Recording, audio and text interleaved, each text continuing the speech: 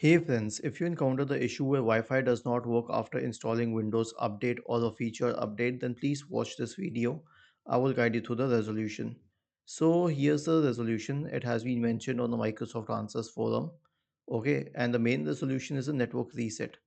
Right click on the start button and select settings from the menu. Go to the network and internet tab on the list on the left hand side. In the right pane, select advanced network settings. And then you can click on network reset. Click on reset now and finally click on yes. Okay, so this network reset will basically carry out all the commands like resetting the WinSock, releasing in renewing the IP address, flushing the DNS, etc., etc., all in one. But if this doesn't help, then you can roll back the update. Right click on the start button and select settings from the menu. Go to the Windows Update tab on the list on the left hand side. Select Update History. Click on Uninstall Updates.